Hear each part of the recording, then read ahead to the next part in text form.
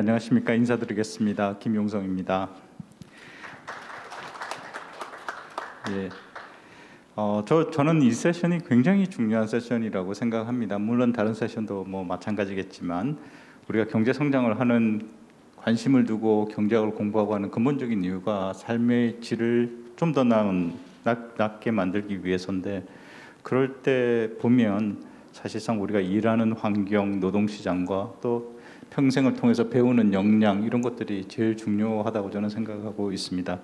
오늘 두 분 발표자들 아주 날카로운 진단과 그리고 해안이 있는 미래의 지향점을 제시해 주셔서 너무 감사하고 아주 잘 배웠습니다. 이에 못지않게 또 두 분의 최고의 전문가이신 김희삼 박사님과 김지훈 박사님을 모시고 또 어떻게 생각하시는지에 대해서도 한번 들어보는 기회를 마련하도록 하겠습니다. 그럼 먼저 우리 김지훈 교수님께서 박우람 박사님께서 발표하신 노동시장에 대해서 의견을 말씀해 주시기 바랍니다. 네, 안녕하세요. 홍익대학교 김지훈입니다. 먼저 뜻깊은 자리에 박우람 박사님의 의미 있는 발표에 대해서 토론할 기회를 주셔서 감사합니다. 박우람 박사님께서는 급격한 기술 진보와 그다음에 그 인구 구조 변화에 대비해서 한국 노동시장이 나아가야 할 방향에 대해서 제시해 주셨습니다. 구체적으로 근로시간을 줄이고 그 생산성에 맞는 임금 체계를 설계하고 그다음에 노사가 협력적인 관계를 구축해 나가야 된다는 점을 강조해 주셨습니다. 저도 개인적으로 이 세 가지 점에 대해서 동감을 하고요. 오늘 토론에서는 각각의 그 내용에 대해서 몇 가지 첨언을 드리겠습니다. 먼저 이제 근로시간 관련돼서 말씀을 드리면, 아까 그림에서 보여주셨던 것처럼 OECD 대비해서 한국의 근로시간은 굉장히 많습니다. 그래서 이 점에 대해서는 대부분의 어떤 사람들이 동의를 하는 것이라고 생각하고요. 그러면 더 의미 있는 질문은 근로시간을 어떻게 줄여나갈 것인가, 그리고 어떻게 줄여나갈 것인가에 대해서 답을 하려고 하면 왜 한국에서 근로시간이 다른 나라에 비해서 많은가를 먼저 살펴봐야 될 것입니다. 근데 오늘 남창호 박사님이나 박우람 박사님께서 보여주셨듯이 한국에서 노동 생산성이 굉장히 낮게 나타나고 있습니다. 그래서 제가 추측하건대 낮은 노동 생산성을 긴 근로시간으로 보완하고 있는 상황이 아닌가 이렇게 보입니다. 그리고 이런 진단이 맞다고 한다면 결국에 근로시간을 줄이기 위해서는 노동 생산성을 높이는 방향으로 노동시장이 변해 나가야 될 것입니다. 그중에서 특히 오늘 박우람 박사님께서는 임금체계의 변화를 통해서 근로시간을 노동 생산성을 높이고 근로시간을 줄여나가자는 말씀을 해주셨습니다. 그런데 임금체계의 변화도 굉장히 중요하겠지만 그 OECD와 OECD 평균과 260시간 가량의 이제 근로시간 차이 전부를 임금체계의 변화로만은 설명하기 어려울 수도 있다는 생각이 들었습니다. 일반적으로 노동 생산성이 우리나라에서 낮게 나타나는 이유는 아마도 다른 나라와 비교해서 그 기업의 생산성이 낮을 수도 있고요. 근로자 개인의 생산성이 낮을 수도 있고, 아까 말씀해 주신 것처럼 임금 체계의 차이가 있을 수도 있고요. 그 노동시장의 제도나 기타 다른 제도의 효율성에서 그 노동 생산성이 낮게 나타날 수도 있습니다. 그래서 지금 저희가 지금 시급한 문제는 먼저 한국 노동시장에서 근로시간이 길게 나타나는 그 원인에 대해서 조금 더 자세하게 연구하고 토론하는 그런 과정이 필요하다고 생각합니다. 그리고 두 번째, 이제 그 생산성에 따라서 임금이 결정되는 노동시장에 대해서 몇 가지 말씀을 드리면, 그 발표에서 강조된 것처럼 직무급 임금 체계로의 전환은 평생 교육과의 상호작용을 통해서 생애주기 관점에서 근로자 개개인의 생산성을 높이고 그다음에 실업을 줄일 수 있는 그런 긍정적인 효과도 나타날 수 있다고 강조해 주셨습니다. 저는 조금 다른 관점에서 그 직무급 임금체로의 전환이 현재 활발하게 논의되고 있는 정년 제도와 관련해서도 시사하는 점이 크다고 생각합니다. 연공서열형 임금체계 같은 경우는 과거 그 노동 수요가 지속적으로 증대될 것으로 예상되는 경제 성장기에 근로자의 이직을 줄이고 장기적인 근속을 유도하기 위해서 좀 효과적으로 활용됐던 임금 체계입니다. 그런데 이제 문제는 뭐냐면 연차에 따라서 임금을 늘려주기 때문에 연령에 따라서 임금과 노동 생산성이 일치하지 않게 되고요. 그렇게 되면 생애 중이상에서 누적으로 봤을 때는 임금이 노동 생산성을 초과하지 않도록 근로자를 강제로 퇴직시키는 정년 제도와 함께 보통 활용이 되게 됩니다. 그런데 오늘 박우람 박사님께서 제시해 주신 직무급 임금 체계 같은 경우에는 그 직무의 현재 및 미래의 가치를 현재 임금에 그래서 상대적으로 더 잘 즉각적으로 반영하고 있기 때문에 연령에 따라서 임금과 노동 생산성의 차이가 크게 발생하지 않고 그에 따라서 사실 정년 제도의 필요성 자체도 낮아지게 됩니다. 그래서 현재 그 인구 고령화와 관련해서 정년 연장 및 폐지와 관련된 논의가 활발하게 이루어지고 있는데 저는 그러한 어떤 그 정년 제도 자체에 대한 논의와 함께 우선 선결돼야 되는 점이 임금 체계의 변환이라고 생각을 합니다. 그리고 마지막으로 그 노사가 협력하는 노동 시장에 대해서 강조를 해주셨는데요.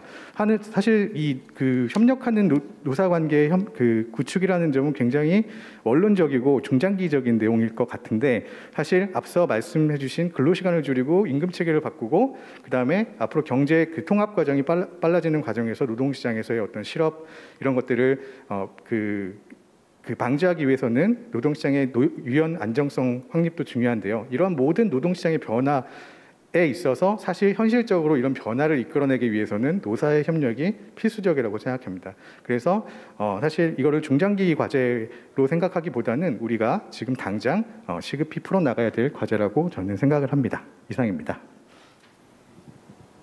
네, 감사합니다. 네. 그러면 다음 주제에 대해서 평생학습과 관련해서는 김희점 교수님께서 평소에 많은 연구를 해오신 것으로 알고 있습니다. 시간이 근데 많이 없어서요. 이렇게 중요한 핵심적인 부분을 중심으로 해서 좀 짧게 부탁드리도록 하겠습니다. 네, 그렇게 하겠습니다. 사실 이렇게 만나서 발표하고 토론하니까 이제 과거에 같이 연구하던 생각이 나가지고 되게 감개무량한 생각이 드는데요. 근데 박윤수 박사님께서 워낙 평생학습사회 구현에 대해서 정말 종합적이고도 일목요연하게 정리를 잘 해주셔가지고 저는 조금 근본적인 이야기 몇 개만 좀 더 던지고 싶습니다. 우선은 우리가 평생학습사회를 구현한다라고 했을 때 사람들이 평생학습사회를 원하고 있는지, 왜냐하면 우리가 복지사회를 구현한다라고 하면은 국민들이 많이 환호할 것 같은데요. 근데 사람들은 지금 평생학습 사회로 가고 싶어 할까?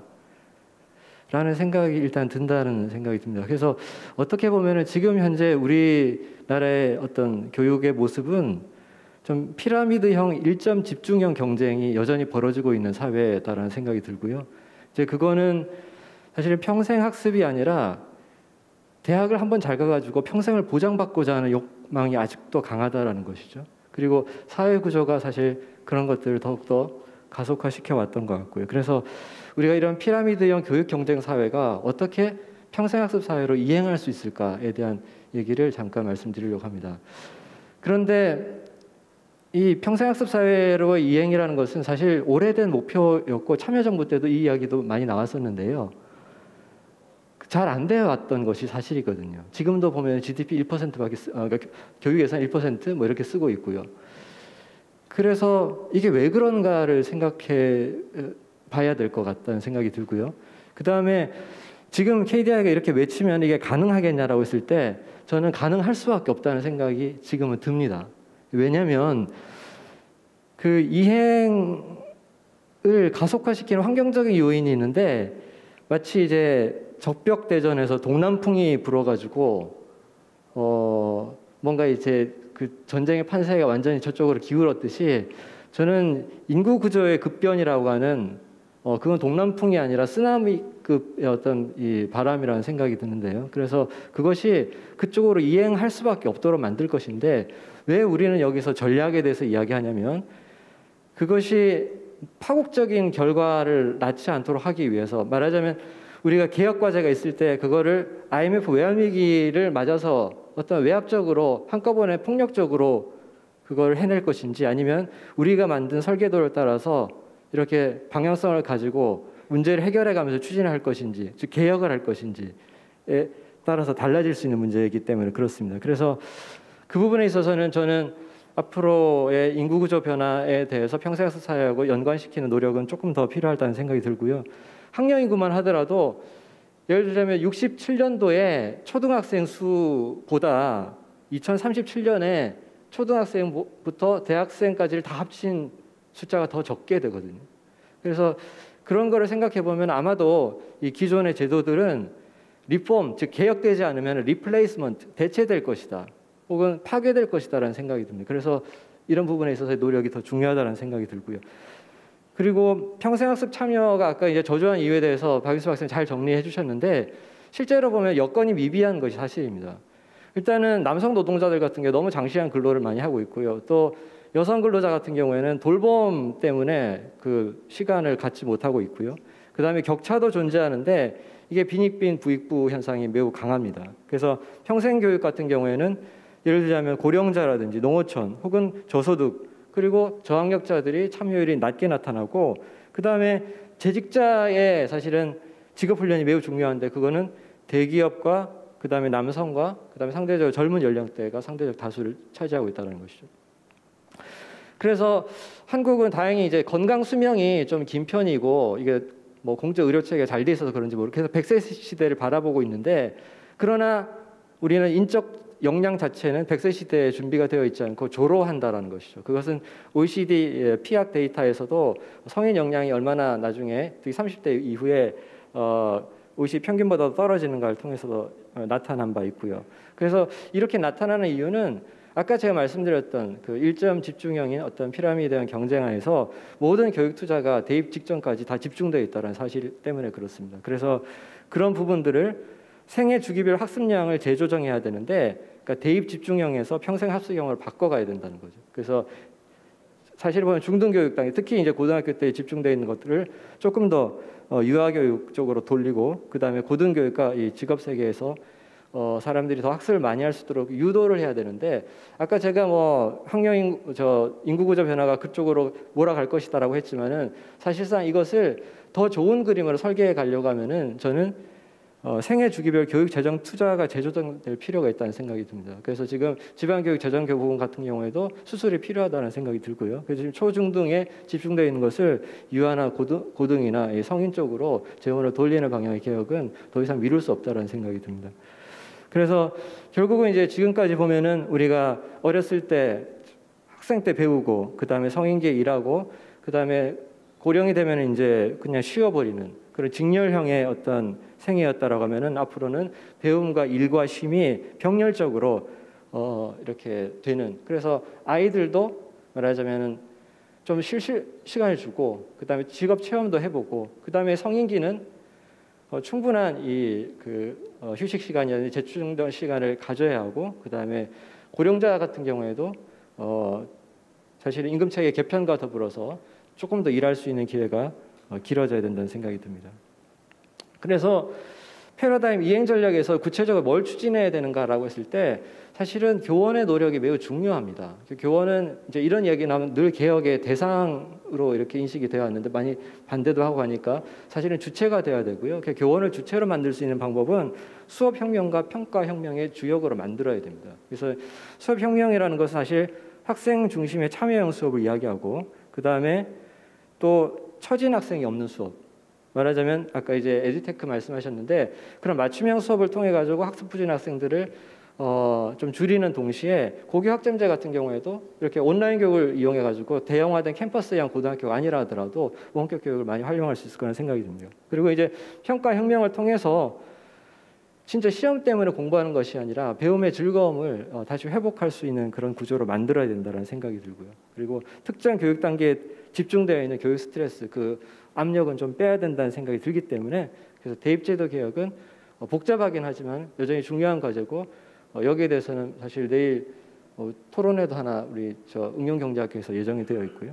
그리고 이 교육과정 개혁과 교원 인사제도 개혁, 그 다음에 교육정책 거버넌스의 개혁과 노동시장 개혁, 그 다음에 사회안전망 개혁도 이거는 좀 각성된 국민의 힘으로 또 정부가 주도해야 될 교육 사회 분야 개혁이 아니겠나 이렇게 생각이 됩니다. 네, 제 토론은 이걸 마치겠습니다. 네, 감사합니다. 두 분 토론자께서 굉장히 좋은 것들을 많이 지적을 해주셨습니다. 제가 간단하게 요약하면 일단 김지훈 박사님께서는 왜 우리가 장시간 근로를 하고 있느냐라는 거에 대해서 좀 더 알아봐야 되지 않느냐라는 것과 이 모든 근본적으로 임금이 잘 그 노동시장 변화에 부응을 할 수 있어야 된다라는 아주 중요한 점을 지적해 주셨고요. 아마 지금 여기 계신 분이나 또는 온라인을 통해서 시청하시는 분들께서도 이 두 문제에 대해서 좀 깊이 고민해 봐 주셨으면 좋겠습니다. 그리고 김인삼 박사님께서는 과연 우리가 평생 학습이 활성화되는 사회를 원하고 있느냐, 우리가 원하든 원하지 않든 이제 앞으로 여러 가지 인구 구조의 변화라든지 이런 것 때문에 그러한 변화는 불가피하게 보인다라는 것을 말씀하셨고요. 그러한 상황에서 우리가 잘 적응하기 위해서는 어떤 특정 연령에 집중된 그런 교육보다는 평생의 교육에 걸쳐서 분산된 형태의 교육을 지원하는 방식, 그리고 교육 현장에서의 어떤 큰 변화들도 좀 필요하다라는 말씀을 해주셨습니다. 우리 캐리에서 그 이번 컨퍼런스를 준비하시면서 국민 사전 의견을 취합을 하셨습니다. 그래서 주 52시간 근로시간 단축 겪어보니 어떤가요? 혹시 더 나은 방향이 있을까요? 라는 것과 그 다음에 평생학습은 또 무엇이라고 생각합니까? 라는 질문을 드렸고요. 거기에 많은 분들이 답변을 주셨습니다. 일단 그 중에서 제가 좀 생각을 해보고 또 여러분들이 지적해 주신 것과 관련해서 먼저 52시간 근로시간 단축에 있어서는 어떤 기업의 특수성과 사업의 특수성이 반영되어야 된다. 그러니까 지금 먼저 강제화된 법이 일률적으로 적용되고 있지 않느냐라는 것도에 대한 의견을 좀 주셨고요. 이 부분에 대해서 김지훈 박사님이든 또는 우리 발표하신 박우람 박사님께서 본인의 생각은 어떠신지 한번 말씀해 주셨으면 감사하겠습니다. 네, 그 주 52시간 제가 아까 그 발표 때도 말씀드린 것 같긴 한데요. 그 정부 주도의 어떤 획일적인 어떤 제도를 통한 근로시간 단축은 저희 KDI도 작년에 그 근로시간 단축 관련해 가지고 여러 가지 노사 합의가 있었습니다만 어떤 예상치 못한 부작용 이런 게 이제 발생할 수가 있을 거예요. 특히 이제 개별 사업장 이게 우리나라가 이제 기술 진보와 더불어 이제 결국은 이제 제조업 중심에서 이제 서비스업 중심으로 이제 나아가면 이제 결국은 이제 근로시간에 대한 개념이 이제 모호해질 텐데, 지금 현재 어떤 주 52시간이라나 어떤 근로시간에 대한 어떤 노동법은 제조업 중심의 어떤 사람들이 와가지고 일을 하고 근로시간을 정확하게 보면 관찰할 수 있는 그러한 어떤 시대에 맞춰져 있는 것 같습니다. 그래서 제 판단에는 이런 여러 가지 부작용이 있을 수가 있기 때문에 가장 이제 바람직한 거는 이제 어쨌건 노사 자율적인 협약을 통해서 결국 노와 사가 이제 점진적으로 이제 나가는 것이 제일 바람직하다고 생각을 하고요. 예, 특히 제도가 들어오더라도 어떤 좀 시간을 좀 두고 좀 천천히 들어오는 것이 맞지 이렇게 3년 내에 다 한다 이럴 경우에는 진짜 현장에서 여러 가지 어려움이 있을 것 같습니다. 네, 감사합니다. 두 번째 저희들 국민 의견 조사에 있어서 평생학습 무엇이라고 생각합니까? 평생교육과 관련해서 이제 말씀을 좀 여쭤봤는데요. 교육 문제에 대해서는 굉장히 의견이 많았습니다. 사실 평생교육부터 해서 초등중, 대학 앞으로 어떤 기회가 있어야 되느냐라고부터 해서 굉장히 많았는데 시간 관계상 제가 하나 여쭤보고 싶은 거는 일단 학령 인구가 감소하고 있는데 어떤 대학 평생 학습 체계에서 대학은 어떤 역할로 재정립이 되어야 되느냐라는 거에 대해서 조금 한번 여쭤보고 싶습니다. 예, 이미 발표에서 좀 말씀을 드렸지만 결국 대학이 이제 기존에는 학령기 정규 교육 기관이죠. 결국은 졸업장을 발급하는 그런 기관으로서의 역할에 굉장히 충실했던 것 같은데요. 그걸 이제 성인기 비정규 교육도 담당하는 기관으로 대학의 어떤 역할이나 외연이 확대돼야 된다고 생각을 합니다. 네. 네, 감사합니다. 혹시 저 토론자분들께서 첨언하실 의견이 있으시면 잠깐 한 30초 정도. 네. 네, 박일수 박사님 말씀에 동감을 하고요. 이제 졸업장이 덜 중요해질 것이다라는 말씀을 좀 드리고 싶습니다. 그래서 어떤 식으로든 본인이 그 시대가 필요로 하는 자기 직업에서 필요로 하는 역량을 갖추는 것이 매우 중요해 새로운 크레덴셜이 나타나지 않을까라는 생각을 해봅니다. 네, 감사합니다. 오늘 좋은 발표와 토론해 주신 토론자분께 깊이 감사드리고요. 이것으로서 제2 세션을 마치도록 하겠습니다. 여러분 수고하셨고 감사합니다. 네.